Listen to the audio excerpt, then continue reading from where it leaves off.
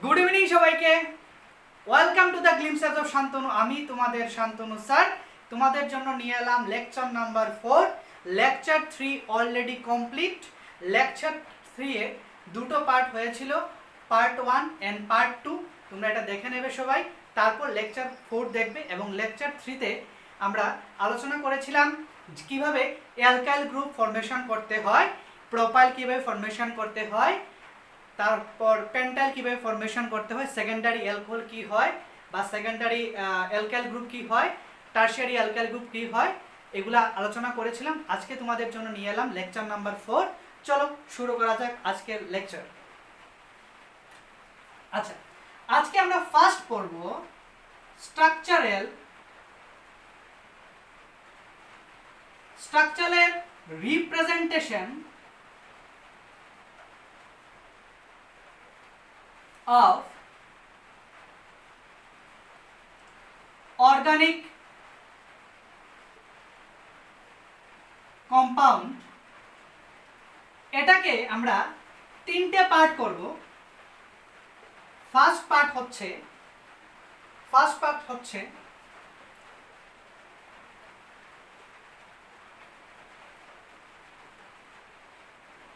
Structural formula. Second part হচ্ছে condensed formula and third part হচ্ছে bond line formula. এগুলো সব আমরা একে একে বুঝবো। ফার্স্ট হচ্ছে স্ট্রাকচারাল ফর্মুলা কিভাবে প্রেজেন্ট করতে হয়। স্ট্রাকচারাল ফর্মুলা হচ্ছে যেমন একটা কার্বনের টোটাল নাম্বার অফ বন্ড থাকে 4টা। এই 4টা বন্ডের মধ্যে এই কার্বনের অলরেডি একটা বন্ড আছে, তার আরো 3টে বন্ড দরকার, তাহলে 3টে হাইড্রোজেন দিয়ে এটাকে স্যাটিসফাই করব। বুঝতে পারলে? আচ্ছা, এখন এই কার্বনের অলরেডি একটা বন্ড আছে, তার আর 3টে বন্ড দরকার, তাহলে এই 3টে বন্ডকে আমরা হাইড্রোজেন দ্বারা স্যাটিসফাই করে দেব। তাহলে একটা কার্বনের টোটাল নাম্বার বন্ড হয়ে যাচ্ছে 4টা। এই কার্বনের হয়ে গেল 1 2 3 4, এই কার্বনের হয়ে গেল 1 2 3 4। বুঝতে পারলে এতটুকু পর্যন্ত? এটা হচ্ছে স্ট্রাকচারাল ফর্মুলা। এটাকে যখন একসাথে লিখে দিব, আমরা একসাথে লিখব। কিভাবে লিখব? CH3 বন্ড CH3 লেখা যায়। এই হচ্ছে একটা কার্বন, তার মধ্যে হচ্ছে 3টে হাইড্রোজেন, তাহলে একসাথে লিখে নিলাম CH3 বন্ড CH3। সেটা হয়ে যাবে কনডেন্সড ফর্মুলার সাথে একসাথে হয়ে গেল, এটাকে বলবো কনডেন্সড ফর্মুলা। আর এটাকে যদি আমরা বন্ড লাইন ফরমেশন দিয়ে দিই, আচ্ছা একটা কাজ করি, তোমাদের 3টে কার্বন দিয়ে করিয়ে দেই, 3টে কার্বন দিয়ে করিয়ে দিই। হয়ে গেল, 3টে কার্বন দিয়ে করিয়ে দিলাম। একটা কার্বনের টোটাল নাম্বার অফ বন্ড হচ্ছে 4টা, তাহলে 1 2 3 4 1 2 3 4 1 2 3 4 হয়ে গেল। টোটাল নাম্বার অফ বন্ড হচ্ছে 4টা, প্রত্যেকটা কার্বনে 4টা বন্ড হয়ে গেল। এটাতে আমরা দিয়ে দিলাম 3টে কার্বন। এই দেখো, একটা কার্বনের সাথে 3টে হাইড্রোজেন লাগানো আছে, তার জন্য হয়ে গেল CH3, তারপর সিঙ্গেল বন্ড, তারপর দিয়ে দিলাম সিঙ্গেল বন্ড, তারপর হয়ে গেল CH2, ঠিক আছে, তারপর হয়ে গেল CH3। বুঝতে পারলে? সেটাকে বলবো কনডেন্স ফর্মুলা, একসাথে লিখে নিলাম, এটাকে হয়ে গেল কনডেন্স ফর্মুলা। এটাকে আমরা বন্ড লাইনে যদি লিখি, এইভাবে লিখতে পারি আমরা। কিভাবে? প্রত্যেকটা মাথা, এখানে প্রত্যেকটা মাথাতে এক একটা কার্বন আছে। চেক করো, এখানে যদি একটা কার্বন থাকে, একটা carbon total number of bond হচ্ছে 4টা। এখানে যদি একটা কার্বন, এখানে একটা কার্বন, এখানে একটা কার্বন আছে, তাহলে হয়ে গেল 3টে কার্বন। এই হলো 1 2 3, 3টে কার্বন, এখানে হয়ে গেল 1 2 3, 3টে কার্বন হয়ে গেল। তো একটা কার্বনের টোটাল নাম্বার অফ বন্ড হচ্ছে 4টা, তাহলে অলরেডি একটা বন্ড আছে। এই বন্ডটা হচ্ছে এই বন্ডটা হচ্ছে এটাতে অলরেডি একটা বন্ড আছে, তাহলে আর কয়টা হাইড্রোজেন দরকার? তার 3টে। তারপর এই কার্বনে অলরেডি দুটো বন্ড আছে, এই দেখো দুটো বন্ড হয়ে গেল, হচ্ছে এই কার্বনটাই হচ্ছে এটা তো অলরেডি এখানে একটা বন্ড, এখানে একটা বন্ড আছে, তাহলে একটা কার্বনের টোটাল নাম্বার অফ বন্ড হচ্ছে 4টা, অলরেডি ওর দুটো বন্ড হয়ে গেছে, তার আর দুটো হাইড্রোজেন দরকার। বুঝতে পারলেন? তারপর এখানে এই কার্বনের টোটাল নাম্বার অফ বন্ড হচ্ছে 4টা, অলরেডি একটা বন্ডে আছে, আর 3টা হাইড্রোজেন দিয়ে এটাকে স্যাটিসফাই করে দেবো। এটা হচ্ছে বন্ড লাইন ফর্মুলা, কিন্তু বন্ড লাইন ফর্মুলাতে কিন্তু কার্বন লেখা থাকে না, এইভাবে লেখা থাকলে বুঝতে পারবে এটা হচ্ছে এটাই এটাই হাইড্রোজেন দ্বারা স্যাটিসফাই করা থাকে না। বুঝতে পারলে তোমরা এতটুকু পর্যন্ত? চলো এটা সবগুলো নিয়ে আমরা একটু আলোচনা করব। এর আগে আমাদের অনেক রুলস দেখতে হবে। ফার্স্ট রুলস আমরা দেখে নেব, এতটুকু তোমরা তুলে নাও।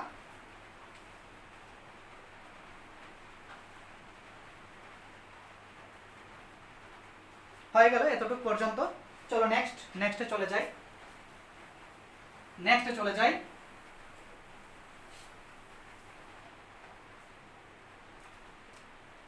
আজকে নেক্সট পার্ট হচ্ছে IUPAC,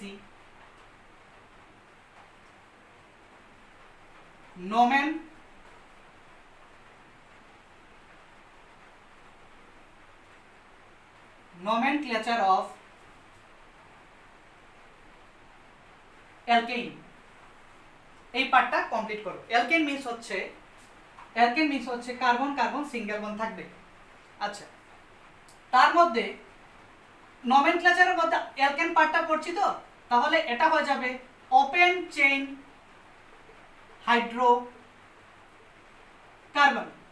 আমরা পড়েছিলাম, যারা আজকের ক্লাসটা দেখবে, যারা নিউ ভিউয়ার্স আসছো, যারা আজকে নতুন ক্লাসগুলো দেখবে, তারা আগের ক্লাসগুলো না দেখে এই ক্লাসটা করবে না, কারণ এটা একটু বুঝতে প্রবলেম হয়ে যাবে তোমাদের।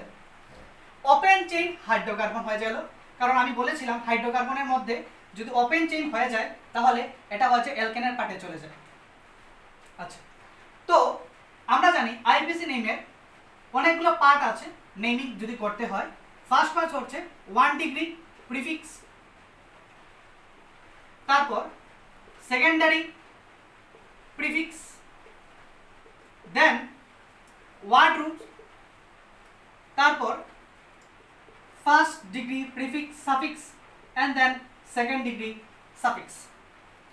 যেহেতু এখানে বলা আছে ওপেন চেইন হাইড্রোকার্বনে কোনো ধরনের ব্রাঞ্চ নেই, কারণ 2 ডিগ্রিতে আমরা এখানে ব্রাঞ্চ গ্রুপগুলো লিখি। সাইক্লো 1 ডিগ্রিতে থাকে, তাহলে সাইক্লো লাগবে না, ব্রাঞ্চও লাগবে না, কারণ বলেছে ওপেন চেইন বলতে এখানে কোনো ধরনের ব্রাঞ্চ নেই। তাহলে শুধুমাত্র দরকার কি word root and 1 degree suffix. 1 degree suffix কেন? কারণ তার মধ্যে দেখতে হবে এটা স্যাচুরেটেড নাকি না আনস্যাচুরেটেড। বুঝতে পারলে এতটুকু পর্যন্ত? আর 2 ডিগ্রি সাফিক্স হচ্ছে ফাংশনাল গ্রুপ, এখানে কোনো ফাংশনাল গ্রুপ নেই। ক্লিয়ার হলো?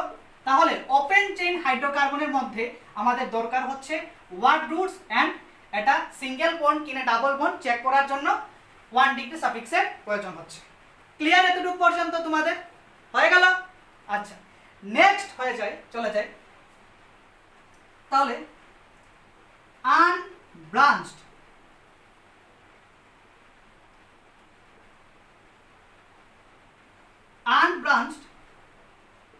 অ্যালকেনের মধ্যে প্রয়োজন কি? যেখানে কোনো ধরনের ব্রাঞ্চ নেই এখানে প্রয়োজন কি? প্রয়োজন হচ্ছে ওয়ার্ড রুট আছে কিনা, আর দেখতে হবে সিঙ্গেল বন্ড না ডাবল বন্ড। যদি সিঙ্গেল বন্ড থাকে তাহলে এটা হয়ে যাবে এলএন। আচ্ছা, যদি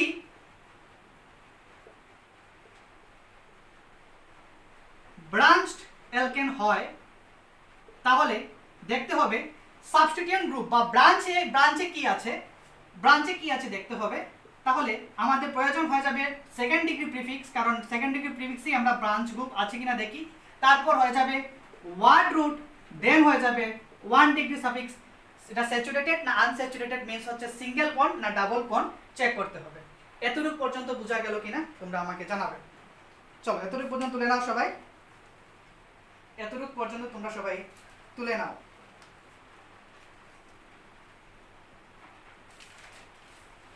তোলা হলো সবার?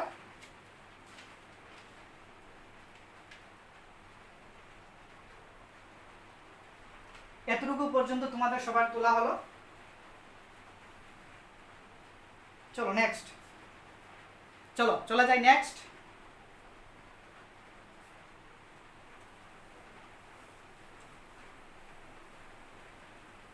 নেক্সট হচ্ছে রুলস। ফার্স্ট রুলস, এখানে আমাদের অ্যালকেনের ক্ষেত্রে কিছু রুলস আছে নমেনক্লেচারের, সেগুলো ফলো করতে হবে। কিন্তু রুলসগুলো পড়ে যখন আমরা চলে যাব নিউ যখন ফর্মুলা ফরমেশন করব, তখন এখানে কিন্তু এইগুলা খুব একটা বেশি কাজে লাগে না। ইনিশিয়াল স্টেজে কিছুটা কাজের প্রয়োজন হয়, এর জন্য তোমাদের করিয়ে দিচ্ছি। চলো, তো ফার্স্ট তোমাদের এখানে চেইন সিলেকশন করতে হবে। চেইন সিলেকশন করতে হবে। কি ধরনের চেইন সিলেকশন করতে হবে? লংগেস্ট চেইন সিলেকশন করতে হবে। কিভাবে লংগেস্ট চেইন সিলেকশন হয় চলো আলোচনা করি। 1 2 3 4 and 5। আচ্ছা, এখানে আমি দিয়ে দিলাম একটা ব্রাঞ্চে একটা কার্বন দিয়ে দিলাম। একটা কার্বনের টোটাল নাম্বার অফ বন্ড হচ্ছে 4টা। এখানে হাইড্রোজেন ছিল, আমি হাইড্রোজেন লিখি নাই। এখন হাইড্রোজেন লেখার কোনো দরকার নেই। আগে আমরা বুঝি কিভাবে চেইন সিলেকশন করতে হয়, তারপর আমরা এখানে হাইড্রোজেনকে স্যাটিসফাই করব। যখন আইপিসি নেমিংটা করব তখনই এটাকে আমরা ফুলফিল করব। এখন আপাতত কিভাবে হয় একটু চেক করে নাও। আচ্ছা, লংগেস্ট চেইন বলতে বোঝাচ্ছে লং চেইন হতে হবে। নাম্বার অফ কার্বন যদি বেশি থাকে সেটা হয়ে যাবে তোমার লং চেইন। এটা এইভাবে হতে পারে, এইভাবে হতে পারে, এইভাবে হতে পারে, এইভাবে হতে পারে। এটা ডিপেন্ড করবে তুমি কোন কার্বন চেইনটা নিয়েছো। ওকে, আচ্ছা, ফার্স্ট তোমাকে কার্বনের নাম্বারিং করতে হবে। আমি এখানে টোটাল নাম্বার অফ কার্বন কটা আছে কাউন্ট করে নাও। 1 2 3 4 and 5। এটা তোমার লংগেস্ট চেইন হয়ে যেতে পারে। ঠিক আছে, আরেকটা তোমাকে ফরমেশন বুঝিয়ে দিচ্ছি। এটাকেও তুমি লংগেস্ট চেইন ধরতে পারো। কিভাবে আমি তোমাকে বুঝিয়ে দিই। 1 2 3 4 5, এখানে 5টা কার্বন আছে, এখানেও কিন্তু 5টা কার্বন আছে, তাহলে তুমি লংগেস্ট চেইন যে কোনো একটাকে ধরে নিতে পারো। আচ্ছা, যদি এটাকে লংগেস্ট চেইন ধরো তাহলে এটা হয়ে যাবে তোমাদের ব্রাঞ্চ, আর এটাকে যদি লংগেস্ট চেইন ধরো তাহলে এটা হয়ে যাবে তোমার ব্রাঞ্চ। তাহলে চেইন সিলেকশন করতে হলে লংগেস্ট চেইনকে দেখতে হবে। আমি লংগেস্ট চেইন নিয়ে নিলাম। এখানেও 5টা কার্বন, এখানেও 5টা কার্বন আছে, সেটা হয়ে যাবে তোমাদের লংগেস্ট চেইন। বুঝতে পারলে কিনা বলো? আচ্ছা, এটা হচ্ছে লংগেস্ট চেইন। তারপর চলে এলাম number 2 rules.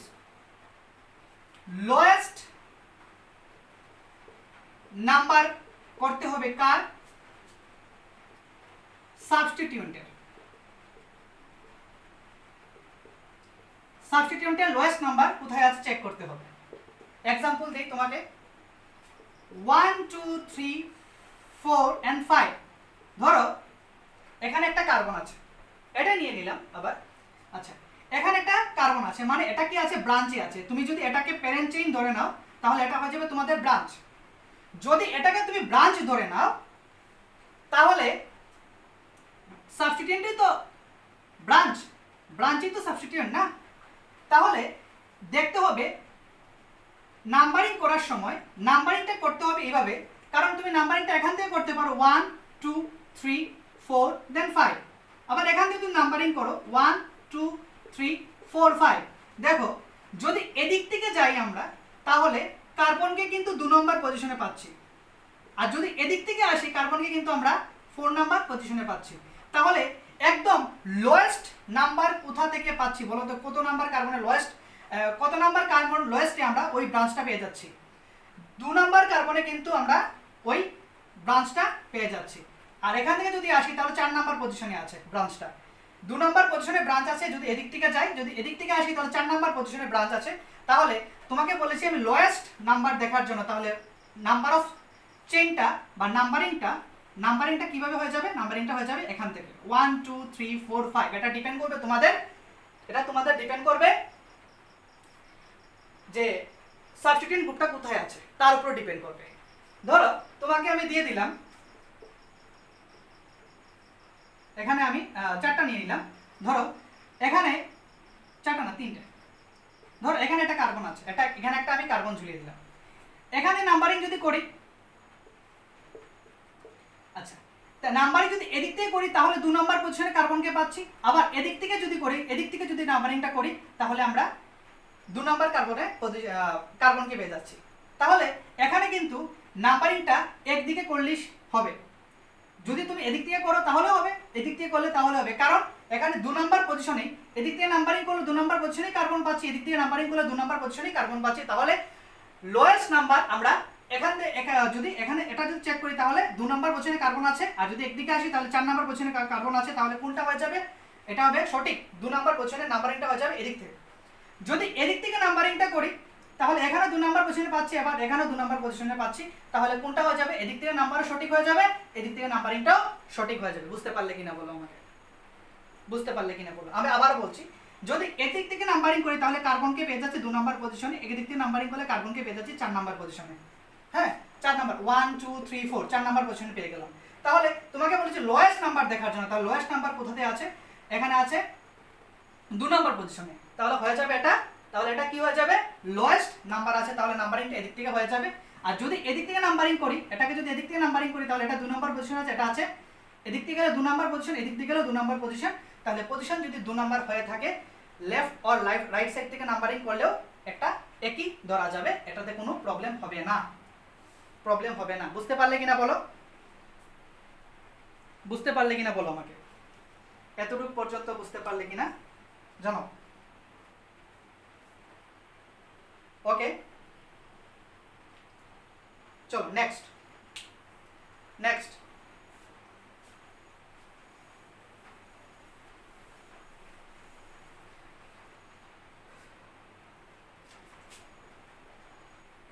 Lowest set of locant check করো। তোমাকে দিয়ে দিলাম, এখানে ধরো দুটো কার্বন আছে, এখানে ধরো দুটো কার্বন আছে, নাম্বারিং করো 1 2 3 4 5, দেন 1 2 3 4 5। যদি আমি এদিক থেকে নাম্বারিং করি তাহলে দুটো কার্বন আছে 2 নম্বর কার্বনে, দুটো কার্বন আছে 2 2 পজিশনে, একটা কার্বন দুটো কার্বন আছে 2 2 পজিশন। এই কার্বনের মধ্যেই দুটো কার্বন লাগানো আছে। যদি এদিক থেকে নাম্বারিংটা করি, উপরের নাম্বারিংটা যদি ফলো করি, দেখো উপরের নাম্বারিংটা যদি ফলো করি এটা আছে 2 নম্বর পজিশনে। আর যদি আমি এই নাম্বারিংটাকে ফলো করি তাহলে কার্বন আছে দুটো কার্বন আছে 4 4 পজিশনে। তাহলে তোমাকে বলেছে লোয়েস্ট সেট অফ লকান, তাহলে একদম লোয়েস্ট কোথা থেকে পাচ্ছি? 2 নম্বর কার্বনই আমরা লোয়েস্ট পেয়ে যাচ্ছি। তাহলে 4 নম্বর পজিশনে আমার দেখার দরকার নেই। তাহলে আমরা যদি লোয়েস্ট যদি বলি, লোয়েস্ট সেট অফ লকান, সেট বলেছে এখানে দুটো আছে তো এটাকে বলে লোয়েস্ট সেট অফ লকান। তাহলে 2 নম্বর পজিশনে আমরা দুইটা কার্বন পেয়ে যাচ্ছি। তাহলে এটাকে আমরা নাম্বারিংটা কোন নাম্বারিংটা সঠিক হবে? এই নাম্বারিংটা কারেক্ট হয়ে যাবে। বুঝতে পারলে কিনা বলো আমাকে এতটুকু পর্যন্ত। আচ্ছা ধরো, হ্যাঁ ধরো এখানে একটা কার্বন আছে, এখানে একটা কার্বন আছে, এখানে একটা কার্বন আছে, তোমাকে বলো নাম্বারিং করার জন্য। তুমি করলে কি 1 2 3 4 5, এখন তুমি নাম্বারিং করলে 1 2 3 4 5। তাহলে বলো তো ফার্স্ট কার্বনটা বা ফার্স্ট ব্রাঞ্চটা যদি আমি নাম্বারিং এর দিকে ফলো করি তাহলে 2 নাম্বার কার্বনে কিন্তু পেয়ে যাচ্ছি ফার্স্ট কার্বনকে, ফার্স্ট ব্রাঞ্চকে পেয়ে যাচ্ছি। ঠিক আছে, একটা পাচ্ছি 2 নাম্বার। যদি আমি এদিক থেকে নাম্বারিং করি তাহলে 2 নাম্বার পজিশনে পাচ্ছি, আর আরেকটা কার্বনকে পেয়ে যাচ্ছি আমি 3 নাম্বার পজিশনে। আর যদি এদিক থেকে নাম্বারিংটা করি তাহলে ফার্স্ট কার্বন পেয়ে যাচ্ছি 3 নাম্বার পজিশন, এন্ড দেন আরেকটা কার্বন পেয়ে যাচ্ছি 4 নাম্বার পজিশন। তাহলে ফার্স্টকে দিয়ে বলতে হবে আমার লোয়েস্ট সেট অফ লকান বলেছে তো, তাহলে তোমাকে চেক করতে হবে লোয়েস্ট নাম্বার কোথা থেকে পাচ্ছে, কার্বন লোয়েস্ট কোথা থেকে পাচ্ছে। কার্বন পেয়ে যাচ্ছে লোয়েস্ট হচ্ছে এখান থেকে কার্বনটা, এই কার্বনে যদি নাম্বারিংটা করি, যদি আমি নাম্বারিংটা এখান থেকে করি তাহলে 2 নাম্বার কার্বনে পেয়ে যাব লোয়েস্ট, তারপর হয়ে যাবে 3 নাম্বার। তাহলে এটা সঠিক হবে, এটা রং হবে, কারণ 2 নাম্বারই পেয়ে যাচ্ছি লোয়েস্ট কার্বন পেয়ে যাচ্ছি, আর এটা হচ্ছে 3 নাম্বার কার্বন। আর এটা হচ্ছে যদি ফার্স্ট কার্বনকে চেক করি তাহলে এটা 3 নাম্বার কার্বনে আমরা লোয়েস্ট পেয়ে যাব।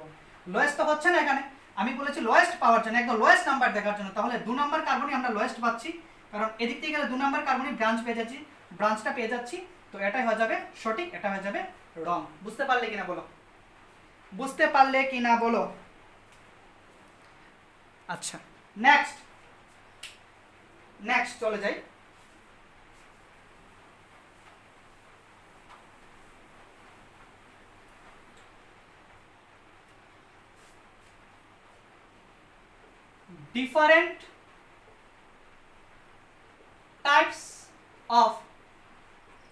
different types of substituent in different types of substituent present in equivalent position। আচ্ছা, আমি ধরো একটা এক্সাম্পল নিয়ে নিলাম। এখানে ধরো তোমার দিয়ে দিলাম 7টা কার্বন, কটা আছে দেখি, 1 2 3 4 5 6 7। আচ্ছা, এখন আমি এখানে দিয়ে দিলাম, আর হ্যাঁ এখানে দিয়ে দিলাম একটা কার্বন। তাহলে এটা হয়ে যাচ্ছে একটা ব্রাঞ্চ, এটা হয়ে যাচ্ছে একটা ব্রাঞ্চ। তাহলে নাম্বারিংটা করি, নাম্বারিংটা করো 1 2 3 4 5 6 7। আচ্ছা, যদি এদিক থেকে নাম্বারিংটা করি 1 2 3 4 5 6 7। আচ্ছা, তাহলে এদিক থেকে যদি আমি দেখি উপরের নাম্বারিংটা যদি আমি ফলো করি, তাহলে আমরা কিন্তু 3 নাম্বার কার্বনে পেয়ে যাচ্ছি একটা ব্রাঞ্চ। আচ্ছা, যদি এই নিচের নাম্বারিংটা আমি ফলো করি, তাহলে এই নিচের নাম্বারিং আমি পেয়ে যাব 3 নাম্বার কার্বনে একটা ব্রাঞ্চ পেয়ে যাব। এতটুকু পর্যন্ত বুঝতে পারলে কিনা? আচ্ছা, উপরের নাম্বারিংটা যদি ফলো করি আমরা পেয়ে যাচ্ছি 3 নাম্বার পজিশনে একটা কার্বন, আর যদি নিচের নাম্বারিংটা ফলো করি তাহলে আমরা পেয়ে যাব 3 নাম্বার কার্বনে সি বন্ড সি পেয়ে যাব। তাহলে এটাও ব্রাঞ্চ, এটাও ব্রাঞ্চ। তাহলে নাম্বারিংটা যদি আমি 3 নাম্বার পজিশনে পেয়ে যাই, তাহলে তুমি এদিক থেকে নাম্বারিং করো, এদিক থেকে নাম্বারিং করো, একই। বাট এখানে কথা আছে, এখানে কি দেখতে হবে, এখানে দেখতে হবে তোমার আলফাবেটিক্যালি। কিভাবে আলফাবেটিক্যালি দেখবে? ধরো এখানে একটা কার্বনের টোটাল নাম্বার অফ বন্ড হচ্ছে 4টা, তাহলে অলরেডি একটা বন্ড এই কার্বনে আছে, তাহলে হয়ে যাবে এখানে CH3। আচ্ছা, তাহলে এটাকে যদি চেক করি, এই কার্বনে অলরেডি দুটো বন্ড আছে, এই একটা বন্ড এই একটা বন্ড, তাহলে আর তার লাগবে দুটো হাইড্রোজেন, এখানে লাগবে 3টে হাইড্রোজেন। সেটা হয়ে যাবে, এখানে যদি দুটো হাইড্রোজেন লিখি, এটাকে যদি 3টে হাইড্রোজেন, এখানে যদি CH3 লিখি, এটার নাম হয়ে যাচ্ছে মিথাইল, আর এটার নাম হয়ে যাচ্ছে ইথাইল। তো আলফাবেটিক্যালি যদি কাকে আমরা এখানে প্রেফারেন্স দেব, আলফাবেটিক্যালি যদি দেখি, ফার্স্ট অ্যালফাবেট চেক করে নাও, এটা হচ্ছে এম, এটা হচ্ছে ই, তাহলে কাকে আমরা ফার্স্ট প্রেফারেন্স দেব, সেটা হয়ে যাবে ইথাইল। তাহলে নাম্বারিংটা এদিক থেকে করতে হবে, আমাকে এদিক থেকেই নাম্বারিংটা করতে হবে। তাহলে আমাদের নাম্বারিংটা যদি দেখি, তাহলে আলফাবেটিক্যালি যদি চেক করি, কারণ তাদের সেম নাম্বারে আমরা পেয়ে যাচ্ছি, কারণ এখানে যদি আমি দেখি, এখানে তোমার 3 নাম্বার পজিশন পেয়ে যাচ্ছি, যদি এদিক থেকে নাম্বারিংটা করি আর এদিক থেকে নাম্বারিং করলে আমরা 3 নাম্বার পজিশনে পেয়ে যাচ্ছি। যেহেতু যখন এই দুটো প্লাস হয়ে যাচ্ছে, তখন আমাকে চেক করতে হবে আলফাবেটিক্যালি কে আগে আছে। তাহলে আলফাবেটিক্যালি যদি চেক করি, তাহলে এটা হচ্ছে ইথাইল, এটা হচ্ছে মিথাইল, তাহলে কোনটা আলফাবেটিক্যালি আগে থাকবে? থাকবে ই। তাহলে আলফাবেটে যদি ই আগে থাকে, তাহলে এদিক থেকে নাম্বারিংটা আমাদের করতে হবে, এদিক থেকে নাম্বারিংটা করা সঠিক হবে না, সঠিক হবে না। বুঝতে পারলে কিনা বলে, এতটুকু পর্যন্ত হয়ে গেল মোটামুটি একটা আমাদের রুলস কমপ্লিট হয়ে গেল, রুলসটা কমপ্লিট হয়ে গেল। তুলে নেবে সবগুলা।